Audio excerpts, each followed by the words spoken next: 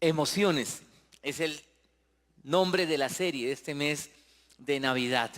Por eso tenemos el árbol allí con varias expresiones de emoción, entre gratas que nos gusta vivir y otras que no.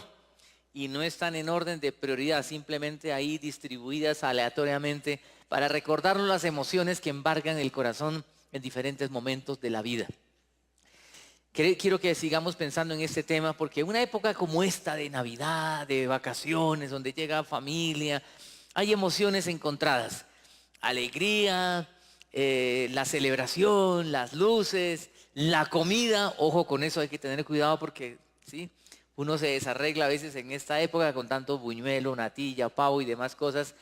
Pero en medio de esta celebración y alegría, a veces surgen momentos también de tristeza y dificultad, de dolor. ¿Usted no ha conocido noticias a veces tristes en esta época de vacaciones? Hay momentos duros, difíciles, accidentes, incidentes, de todo. Hace un año estábamos con mi familia regresando un 31 de diciembre, regresando de la costa después de estar unos días allá en la playa. Regresábamos el 31, o perdón, era el 30, regresábamos el 30 para pasar 31 en Bogotá y ya de noche nos cogió un trancón por ahí en Guaduas y veníamos en caravana con otros 2 carros más de amigos. Eso de que uno va parando en cada lugar y comiendo, disfrutando el viaje. Cuando de pronto en ese trancón de Guaduas una mula que venía detrás de nosotros se rueda porque el tipo se quedó dormido. Y comienzo a sentir que la bicicleta que llevaba atrás en el soporte comienza a arrugarse. Veo por el retrovisor y se ve tremenda cosa. Y la mula me empujó, o sea, empujó el carro hacia adelante, pegó contra el camión que estaba adelante y nos estaba estrujando. En ese momento uno piensa 1000 cosas, ¿cierto? Ya bájense y salgan porque pues nos iba a hacer un acordeón ahí, nos iba a espichar. En ese momento uno piensa de todo. Nos pudo haber matado ese tipo. Ya como que uno va a decir, salgan. Yo dije, al salir, pues mis hijos salen por las puertas. La suegra estaba ahí atrás. Yo no sé si lo hubiera sacado. Perdón, si lo hubiera podido sacar tan rápido, quiero decir. Pero gracias a Dios el camión que estaba adelante se despegó un poquito, avanzó con el trancón y pude despegarme de la mula que estaba. Y la gente gritaba, la gente del pueblo gritaba, pero como locos. Y el tipo al rato como que reaccionó, se bajó como recién levantado y dijo, ¿qué pasó? ¿Sí? Y era tan indignante la actitud porque como que ¿qué pasó? Casi nos mata. ¿Y qué pasó? Ese día, pues, más de 2 horas allí, mientras llega la policía, el croquis y todo lo demás, y uno llega a la casa ya a celebrar el 31, ¿cierto? Como aburrido, porque se ve. Ahora, gracias a Dios fue, como dijo un amigo, solo cuestión de latas, porque pudo haber sido fatal la cosa. Pero hay historias difíciles en Navidad, no solamente accidentes, choques, sino hasta cosas fatales, noticias muy tristes, dolorosas. Y cuando llega esta época, por eso muchas veces el dolor nos embarga. Y es más, como es una fiesta que es a fin de año, solemos evaluar el año y si en el año no hemos alcanzado lo que estábamos pensando, lo que teníamos propuesto, pues cierta tristeza embarga en el corazón. Lo que quiero que piense es, en esta época es un encuentro de emociones. Y así como hay alegría y emoción, también puede haber tristeza, dolor y sufrimiento. La vida es así. Por eso la pregunta de esta tarde es, ¿dolor y sufrimiento en Navidad? Hay gente que dice, no, no puede haber dolor y sufrimiento porque es una época de fiesta, de celebración. Sí, pero también hay momentos de dolor y de sufrimiento. Y quiero que piense en esto porque la vida es así, pero ¿qué podemos hacer? Este es un tema difícil porque no queremos deprimir a nadie, pero lo que quiero que piense es que la vida es así y alrededor de la primera Navidad también hubo momentos de dolor y de sufrimiento. También los hubo. Sí, alrededor de la primera Navidad hubo situaciones difíciles, inexplicables. Porque a veces uno sufre, se ha dado cuenta, uno sufre de una manera fortuita, aparece el dolor y el sufrimiento. A veces uno sufre por culpa de uno cometió un error, cometió una falta y sufre las consecuencias y uno dice, tan bruto yo, pero ¿cómo cometí ese error? Y lo que da más coraje cuando uno sufre por culpa de otros. ¿Sí le ha pasado? Este tipo se quedó dormido y me dañó la bicicleta, me dañó el carro y casi nos mata. Cuando uno sufre por causa de otros le da más coraje. Quiero que pensemos en esto, porque alrededor de la primera Navidad también hubo situaciones así. Y quiero contarles una historia, un relato que aparece en Mateo capítulo 2. Quiero que veamos lo que dice la Biblia. Dice así, dice el texto bíblico: cuando ya se habían ido, un ángel del Señor se le apareció en sueños a José y le dijo, cuando ya se habían ido ¿quiénes? Hay que explicar un poquito acá. Ya se habían ido, el versículo o el texto anterior habla de los sabios de Oriente que habían ido a adorar a Jesús. Unos sabios habían viajado cientos de kilómetros para ir a adorar a Jesús, los conocidos Reyes Magos, que siempre decimos que son tres. ¿Se acuerdan? Muchos dicen que se llamaban Melchor, Gaspar y Baltasar. ¿Y saben de dónde sale eso? Porque como ofrecieron oro, incienso y mirra, entonces dicen que eran tres. Al mono dicen que ofreció oro. ¿Sí? Es hasta racista la historia porque dice, el negrito ofreció mirra, más barato. ¿Sí? No eran tres, y no era mono, ni negrito, ni nada, no sabemos. Eran sabios del Oriente, gente estudiosa de aquella época, letrada de aquella época, que viajó cientos de kilómetros para buscar y adorar al niño Jesús, al rey de los judíos. Y lo más probable es que haya sido una caravana de sabios, porque llevando todas estas especies aromáticas costosas, nunca se hubieran atrevido a hacer un viaje 3 personas exponiéndose a tantos peligros en el desierto. Y dice el texto que cuando llegaron a Jerusalén, se alborotó Jerusalén. No se hubieran alborotado por 3 o 4 personas, se alborotaron porque llegó toda una caravana preguntando, ¿dónde está el rey que ha nacido? Y Herodes dice, ¿cómo así? ¿Cuál rey? Si el rey soy yo. No, ha nacido un rey. Y Herodes averigua con los estudiosos de la época y le dicen en Belén. Y le dice a los sabios que en Belén, vayan. Y cuando lo encuentren, por favor, me avisan que yo también quiero ir a adorarlo. Ustedes saben la historia. Él no quería adorar, sino quería ¿qué? Quería matarlo. ¿Sí? Quería matarlo.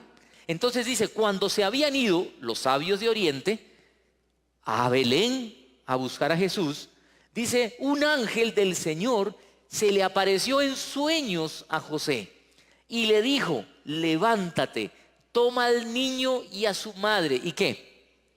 Huye a Egipto y quédate allí hasta que yo te avise, porque Herodes va a buscar al niño para matarlo. Por favor, piensen en lo que estamos leyendo. José y María, ¿eran personas malas? No, eran personas rectas delante de Dios, buenas. ¿Por qué tienen que salir huyendo? Acá dice que huyan. Usted se imagina a un hombre alistar a su mujer y a su niño que tenía alrededor entre 6 a 18 meses el bebé, Jesús. No era que recién había nacido, ya habían pasado algunos meses. Pero alistar al bebé, la esposa, y tener que escapar. ¿Por qué tenían que escapar? Porque Herodes quería matarlo. Oiga, ¿y Dios no podía haber hecho algo ahí? ¿Por qué Dios no acabó con Herodes más bien en vez de tener que poner a correr? Lo que quiero que piensen que alrededor de la primera Navidad hubo desplazamiento, hubo temor, hubo que escapar por salvar la vida. Y dice Herodes es un personaje impresionante. Herodes era un tipo cruel y despiadado, un extranjero de origen idumeo, que él había prácticamente usurpado el trono o comprado el trono con favores políticos de los romanos. Y un tipo tan aferrado al poder que mató a todo aquel que podía representar peligro de quitarle el puesto. Por eso cuando dijeron ha nacido el rey, dijo hay que matarlo. Ese sinvergüenza despiadado mató a los hijos. ¿Se imagina eso? Matar a sus hijos, a sus propios hijos, los mató. Porque dijo, estos sinvergüenzas están detrás de mí porque quieren el reino. Entonces los mató. Oiga, uno dice, ¿qué padre hace eso? Y no solamente eso, la esposa, los hijos Alejandro, Aristóbulo muertos, y la esposa, Marián, la mandó matar. Y no era que la odiaba, que estaba en bronca. Él, dice la historia, vivía locamente enamorado de ella. Pero en un momento de intriga, en un momento donde se sospechaba de que querían quitarle el trono, él la mandó matar. Cuando cayó en cuenta en lo que había hecho, dice que casi enloquece. Salía por el palacio gritando, Marián, Marián, loco. Era un tipo de esos impulsivos, de esos que se salen de casillas fácilmente. Un cruel y despiadado que mató mucha gente, decenas de personas en diferentes momentos. Dicen que meses después de matar a Mariam, la esposa, mató a la suegra. Ahora, yo no sé si eso le habrá quedado difícil, ¿cierto? Yo prefiero que se rían a que se duerman. Pero la historia de Herodes realmente es una historia cruel. Es un tipo de los más crueles y de esos tipos tiranos, amantes del poder y la autoridad y que quieren aferrarse a él a toda costa y acabar con todo aquel que represente un peligro para su autoridad. Gente que hace sufrir a mucha gente. ¿Usted conoce gente así? Gente que hace sufrir. Y uno no se pone a pensar y dice, Señor, ¿por qué no haces algo? ¿Por qué no te llevas a esos sinvergüenzas? ¿Por qué no se llevó a Herodes en vez de poner a José y María a correr? ¿No se ha puesto a pensar en eso? ¿Por qué tenía que suceder eso? Una vez estábamos reunidos con un grupo de personas, pastores y teólogos, y hablando de la maldad en este mundo y tanta crueldad y tanto dolor y tanta gente que hace sufrir a otros en su maldad, alguien dijo, deberíamos orar y pedir que Dios acabe a todos los perversos de esta tierra. Y todos se quedaron mirando y el más veterano dijo, oiga, mejor no pida eso. ¿Sabe por qué? Porque qué tal nos vamos también nosotros. Porque todos en alguna medida también tenemos perversidad en el corazón. Lo que pasa es que algunos lo tienen más desarrollado como este Herodes. Pero dura esa historia. La pareja que Dios escogió para ser padres de Jesús tenían que salir huyendo. Y vea lo que sigue el relato. Vea el siguiente versículo, el versículo 14. Quiero que sigamos viendo. Así que se levantó cuando todavía era de noche. Imagínense, escapando como un prófugo, un fugitivo. Tomó al niño y a su madre y partió ¿para dónde? A un lugar extraño, a una tierra extraña, con costumbres totalmente distintas, antagónicas a las que ellos tenían, donde permaneció hasta la muerte de Herodes.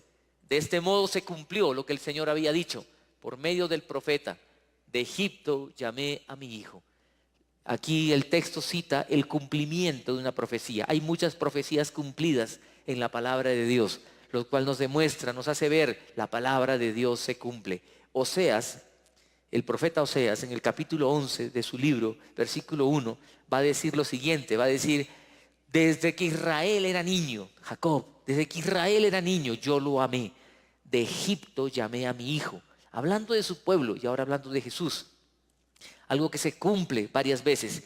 ¿Qué quiero decir con esto? El Señor cumple su palabra, pero vuelve la pregunta, dice, pero ¿por qué tenían que salir huyendo? ¿Por qué una pareja buena tenía que sufrir todas estas situaciones? Quiero que piense que en la palabra de Dios no se esconden estos relatos. Algunos piensan que la Biblia son historias solo de triunfo en triunfo, que Dios mandó pan del cielo, salió agua de la roca, que el ejército de Faraón se ahogó en el Mar Rojo. Historias del gran poder de Dios, que nos gusta contar. Y aún cuando somos nosotros objeto de algún milagro del Señor, nos gusta contar, estaba enfermo y me sanó, ¿sí? Tenía este problema y se resolvió y nos gusta, y qué bueno.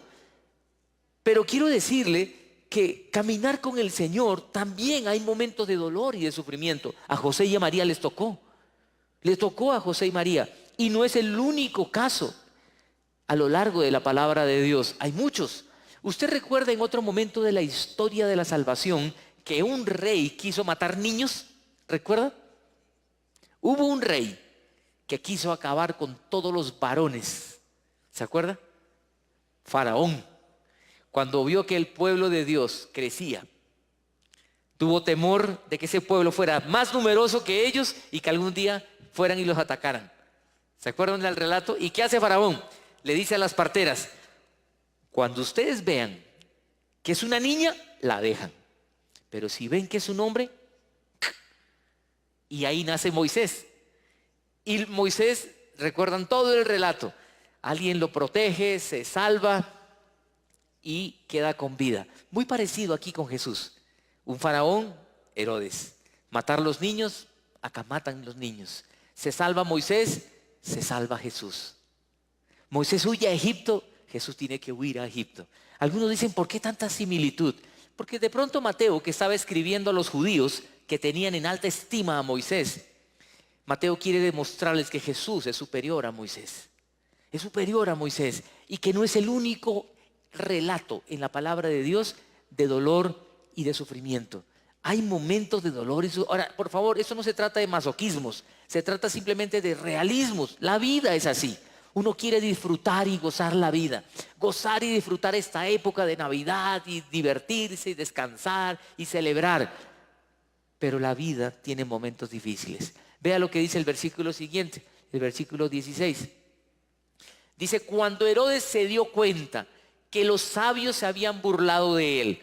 ¿Por qué dice esto? Porque los sabios tenían que regresar a Jerusalén, no regresaron porque Dios les avisó, váyanse por otro lado. Él se sintió burlado y ¿qué hizo?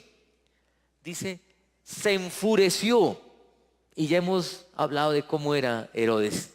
Imagínense un tipo que no tiene dominio propio, enfurecido. Se enfureció y mandó matar ¿a quiénes? A todos los niños menores de 2 años en Belén y sus alrededores, de acuerdo con el tiempo que había averiguado de los sabios. Un infanticidio de los atroces. Algunos hablan de miles de niños. Realmente no es cierto.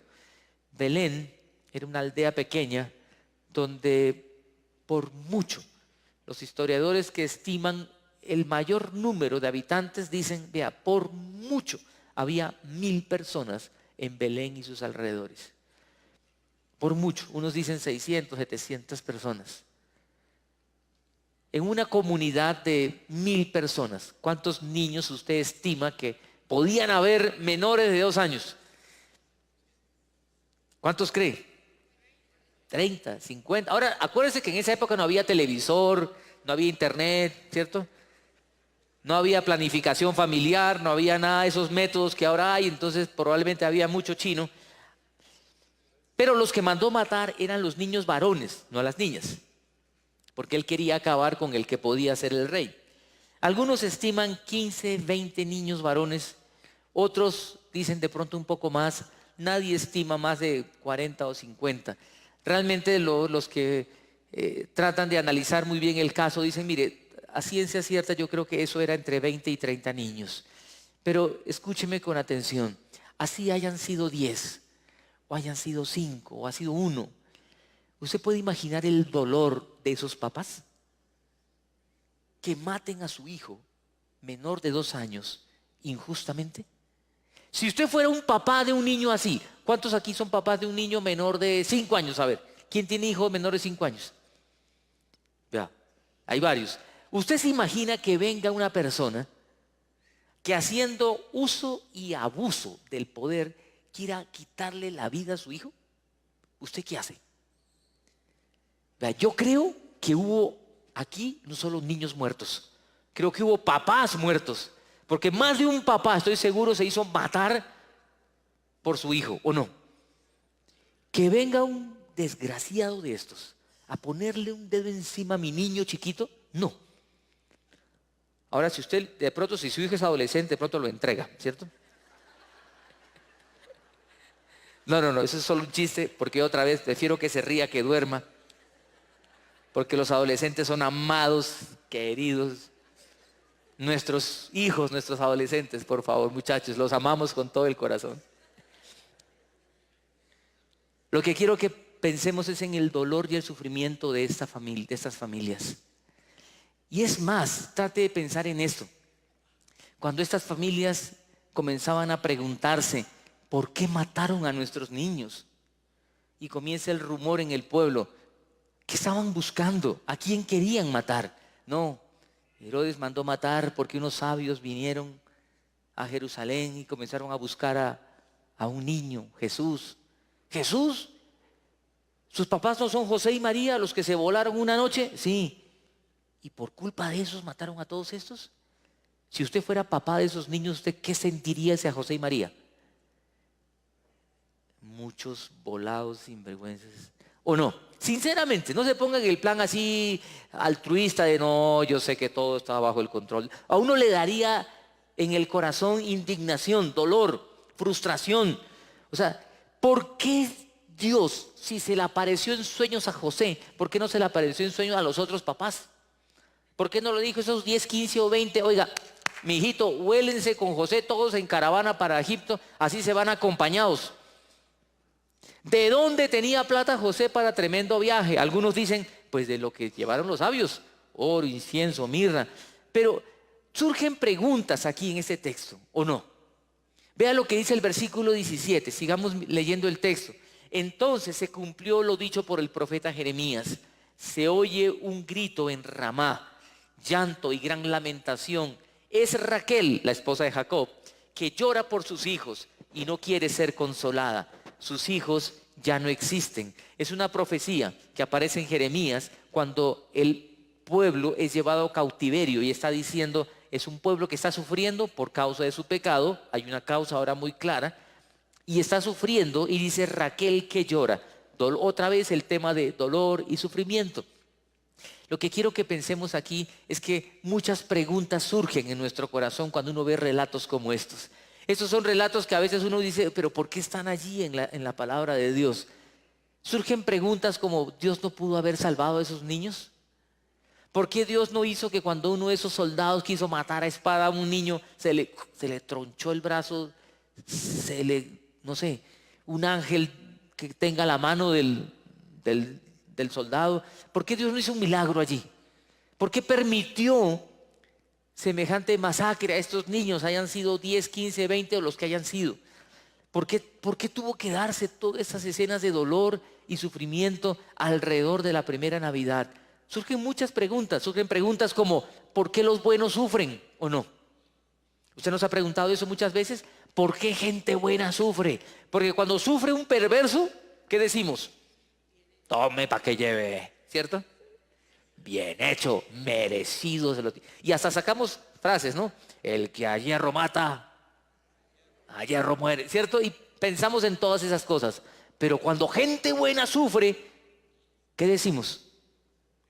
Señor, ¿por qué? Y cuando nos toca sufrir a nosotros por hacer cosas buenas, no nos quejamos con el Señor. Señor, si yo soy bueno, ¿por qué? Además que decimos que somos buenos, ¿cierto? Y nos quejamos con el Señor. Señor, ¿por qué? ¿Por qué a mí? ¿Por qué Dios no hizo algo allí? ¿Por qué Dios no impidió esto? ¿Por qué permitió que hubiese dolor y sufrimiento alrededor de la primera Navidad? ¿Sabe usted por qué los buenos sufren? Escúcheme bien. Los buenos sufren, y escúcheme bien, se lo voy a decir y no me cabe la menor duda de la respuesta que le voy a dar. Los buenos sufren, ¿sabe por qué? No sé. No sé. Lo único que sé es una verdad que hoy quiero quede grabada en nuestra mente y en nuestro corazón. Y se la quiero proyectar para que usted la pueda leer.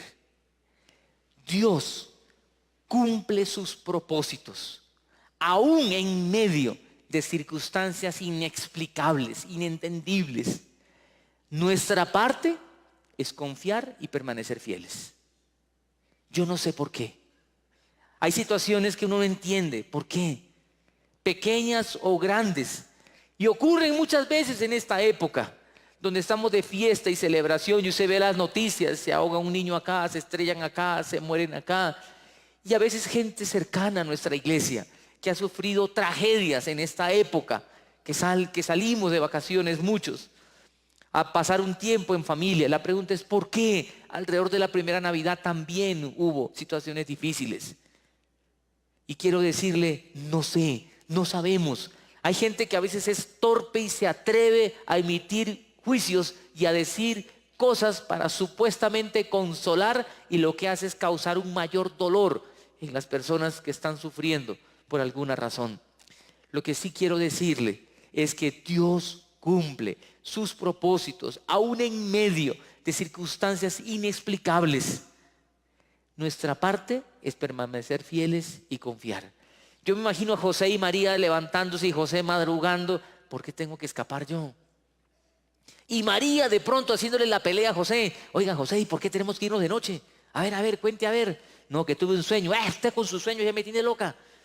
Además que José tuvo varios sueños. Cada vez que soñaba el Señor lo movía para todo lado. Ese José era un soñador de miedo. Yo me imagino a María diciéndole: mi hijo, no coma antes de dormir, ¿sí?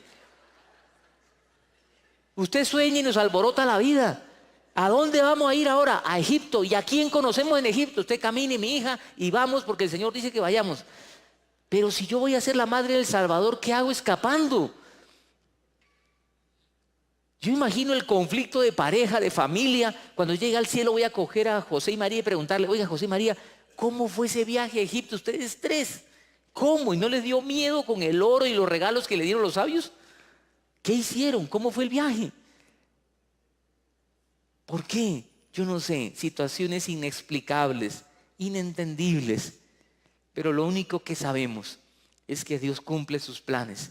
Dios cumple sus propósitos, aún en medio de situaciones así. Y sabe, esto es lo precioso del Evangelio, de la noticia, de la buena noticia de Jesús. Que cuando estamos en sus manos, el Señor cumple sus propósitos en su vida, en mi vida, en la vida de todos nosotros. Cuando el pueblo de Dios, en un momento de su historia, estaba sufriendo momentos muy difíciles y no entendían por qué, como muchas veces nos pasa a nosotros. ¿No les ha pasado a ustedes muchas veces que dicen: Señor, yo no entiendo por qué pasa esto? ¿Sí le ha pasado o no? ¿Sabe lo que Dios le dijo al pueblo? Y creo que era lo mismo que tenía que pensar José y María. Lo mismo que tenían que pensar todos los amigos y familiares de José y María, porque mató Herodes a gente de Belén. Habían amigos y familiares de ellos. ¿Sabe lo que dice Isaías? Isaías dice así en 55:8. Dice lo siguiente: porque mis pensamientos no son los de ustedes, ni mis caminos son los míos, afirma el Señor. Mis caminos y mis pensamientos son más altos que los de ustedes, más altos que los cielos sobre la tierra. Dios tiene planes, propósitos más altos que los nuestros. Nosotros somos como el niño pequeño que no entiende y reclama: Señor, ¿por qué? Yo no sé por qué. Por eso vuelvo y le digo, hay situaciones inentendibles. No sabemos, pero sí sabemos algo. El Señor cumple sus propósitos porque sus pensamientos son más altos que nuestros pensamientos. En otro momento de la historia del pueblo de Dios, nosotros somos el pueblo de Dios. Si usted tiene a Jesús en el corazón, usted es pueblo de Dios. En otro momento en que el pueblo estaba sufriendo, en pleno cautiverio, el Señor a través de Jeremías le dice, en otras palabras, algo muy parecido. Le dice lo siguiente, Jeremías 29:11: porque yo sé muy bien los planes que tengo para ustedes, afirma el Señor. ¿Planes de qué dice?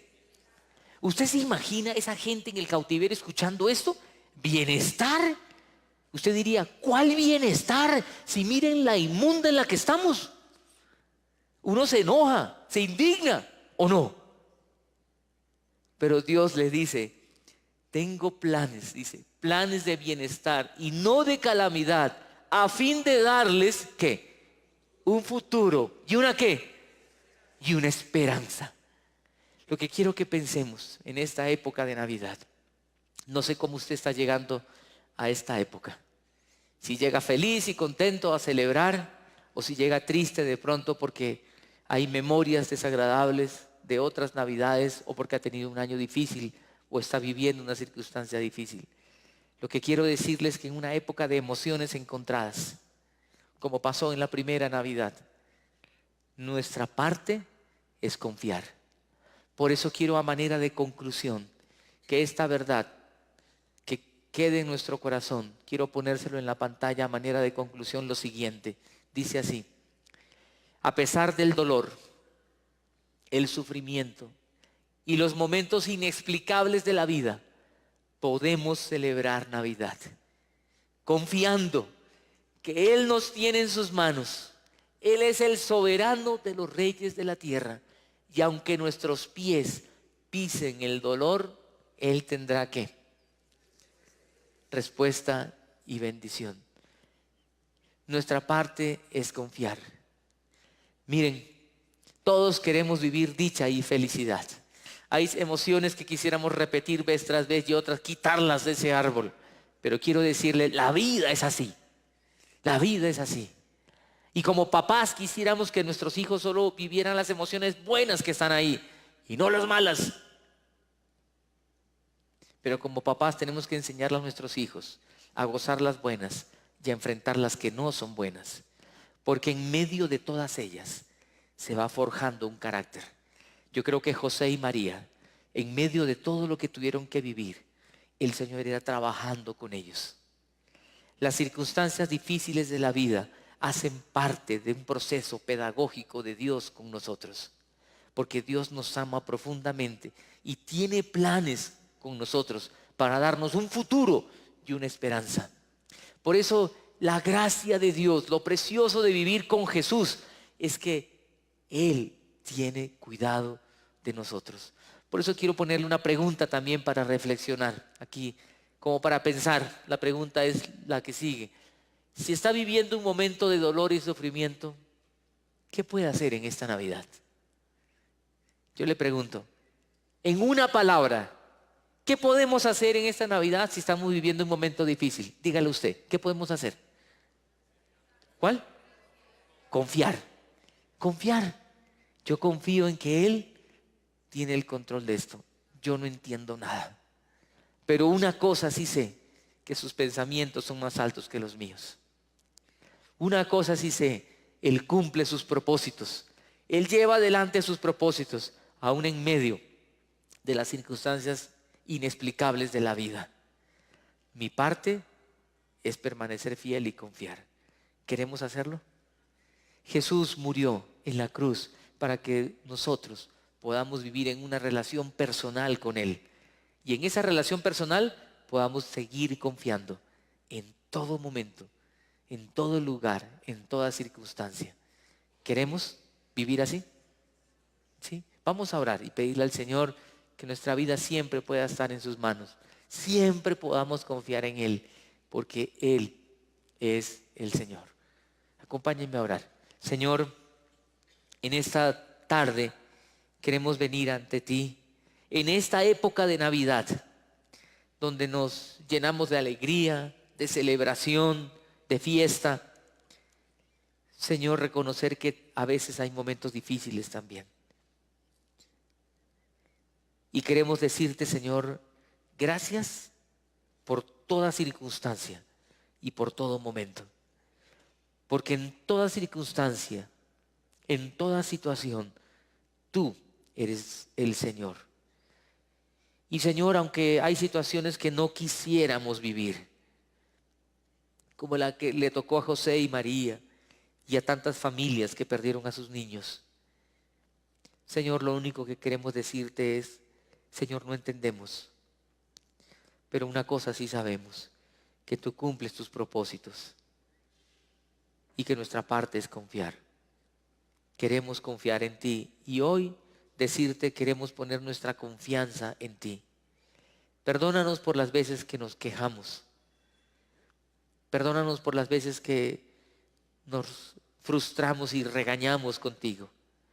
Señor, queremos confiar en ti. Y en esta tarde yo te pido que tú, Señor, extiendas tu mano sobre cada persona aquí presente y cada familia. Y si hay alguien viviendo momentos de dicha, de felicidad, seas tú, Señor, dándole esa gracia de seguir celebrando, de seguir gozando la vida. Y si hay alguien que está sufriendo, Señor, de manera muy especial te pido que tú pongas tu mano de fortaleza, de consuelo, de paz. y permitas que estas personas puedan renovar su confianza en ti y decirte: confiamos en ti, tú nos tienes en tu mano. Señor, queremos siempre confiar en ti. Aunque nuestros pies pisen el dolor, queremos confiar en que tú tendrás respuesta y bendición. En el nombre de Jesús oramos. Amén, amén. Les pido que nos pongamos de pie, por favor, y vamos a entonar este canto al